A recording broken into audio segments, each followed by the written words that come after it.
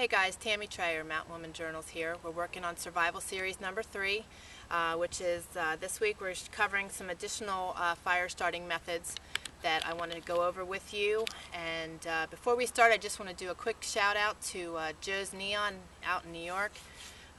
He has a channel here on YouTube, Joe's Neon. Good friend of ours sent us a care package, and I just wanted to show you one of the items. I'm sporting his Porcupine Quill earrings with blown glass beads on them. He does some fantastic work, and we will show you the other items that he has sent us in another video. But Joe, thanks so much. These are awesome. You do amazing work, and just wanted to share those with the world. So thanks a lot. Now back to our fire starting methods. We're going to work on a fire steel today. This is the one that I had mentioned that my husband made for me, hence the heart. And I will show you how to start a fire with this. We are also going to create char. And before I do anything, I want to explain that to you folks. I've used the word char many times in my radio show and on my posts, and I want to explain what it is. These are cotton balls. I store them in what I call my char tin. I'm going to take these extra cotton balls out of here and put those there. This tin was actually one of my candle tins, and we just utilized it for, it's a great size for a char tin. You want to puncture a small hole in the top, and basically what char is you put your cotton balls in here. You set this in a fire. You can also use any cotton fabric. Char cloth is another term that you'll hear. And what you will do is put that in here, stick it in your fire, and sorry, the mosquitoes are getting bad. I got to get my fire going here. You'll see the flame coming up out of here. It's actually not on fire. It's just actually charring the cloth. But once you see that remove from the tin, it's completed. It's actually the gas is coming out while it's charring it. But you use the char to start your fires, which I've discussed with you before. I carry a metal cigarette or cigar tin in my pack and keep my char in here so that I can easily start a fire no matter what. If it's wet or snowy, I always have dry tinder with me, so that's in my tin, and I carry that with me all the time, and carry cotton balls with me all the time also, so that I am able to recreate more char and have that available. So before it gets dark here, we are pushing the envelope. It's been a busy day. I'm going to show you how to use the fire steel.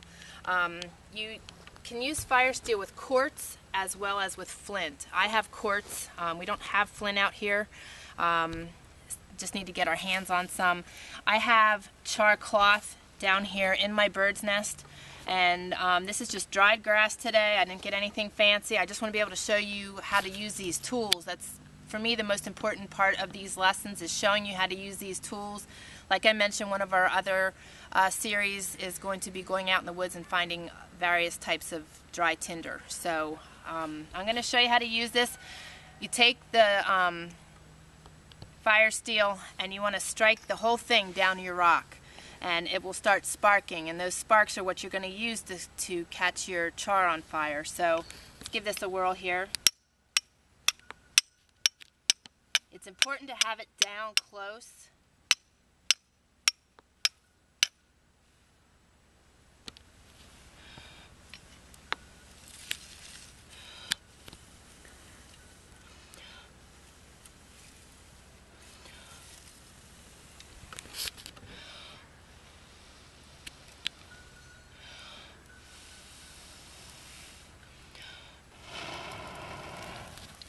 There you go.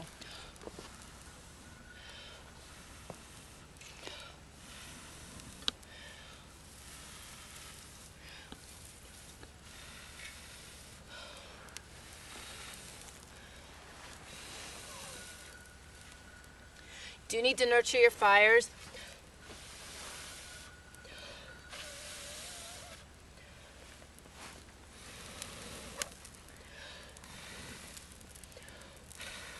There we go. Like I mentioned to you last time, You do need to nurture it. Just that spark isn't going to keep things going for you.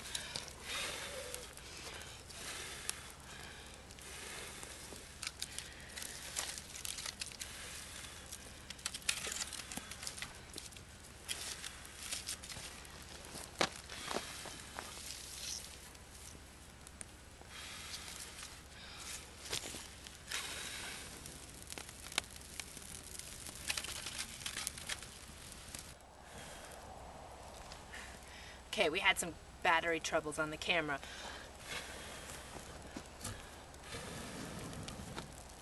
Alright, two things I want to point out to you is, one, it may not start that easily for you. It could take a while.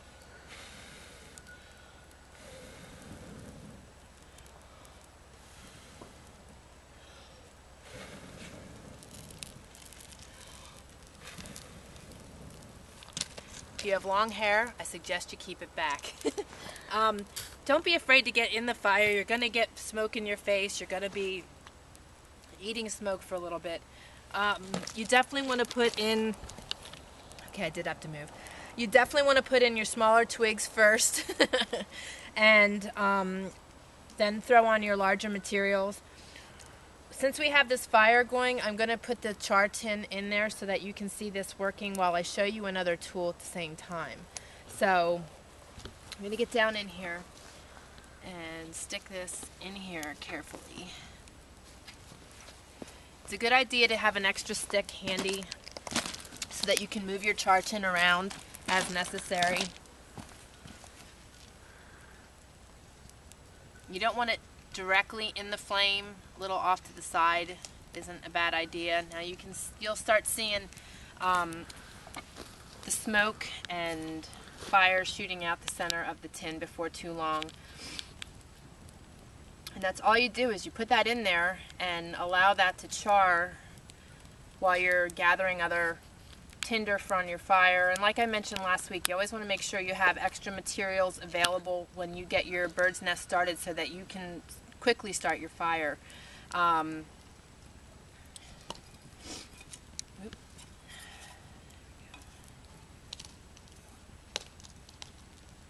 Now I'm going to show you, while that is in there charring, I'm going to show you how to use the fire piston.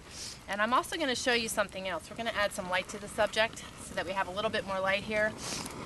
Love this thing. This is a Goal Zero lantern, and these things are fantastic. It is solar. And I have solar panels. I believe that I showed you in one of my other videos, and we'll be doing a whole series on this upcoming. But this baby's nice and bright, so it's going to add some light on the subject here so I can show you how to use the fire piston. Now, I'm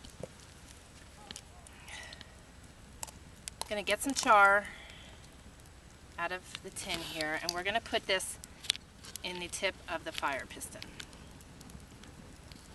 I don't know, I'm going to jump over here quick. You can see the flames coming out of this char tin. My mountain man is such a good photographer and video man. Thank you, baby. But you can see the flames coming out of there. So that's charring right now, and you want to let that char and go until those flames diminish and your char is then completed. And remember, the char tin is hot, so when you get it out of the fire, don't touch it or you will burn yourself. Now, over here, these are the two pieces to the fire piston. You have a barrel and you have the cylinder with the char in the end. Okay. Now, can you see that pretty good, baby? Mm-hmm. Okay. All right. Now, the way these two pieces work is it's identical to that of a diesel motor. It's by combustion. You've got the force and the friction and the combustion in this barrel that are going to ignite the char on this tube. Now, chapstick, it's a miracle thing. You can use it for sores out in the wilderness, your lips. You can also use it to lubricate your fire piston. Now, in regard to the fire piston, my husband actually made this.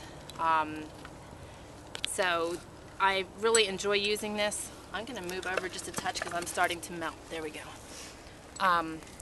He made this, and it is a great tool. They've been used for years and years and years and years, hundreds of years. They used to be made out of bamboo. People have made them out of all sorts of things. This one actually is made of steel, but it's a great tool to have. It's definitely a guaranteed fire. Alright, you have your two pieces. You insert this in here, find a good hard surface, hang on to it, and give it a good push.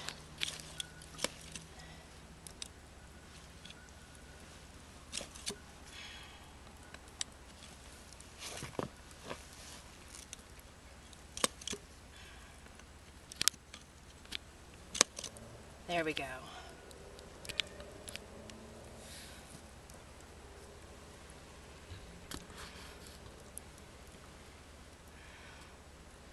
Can you see that red ember in there? It has a slit down the side on this one. And what I would do is just take this and knock it out with my knife gently and put it into my bird's nest. So that is how you would essentially start a fire with a fire piston.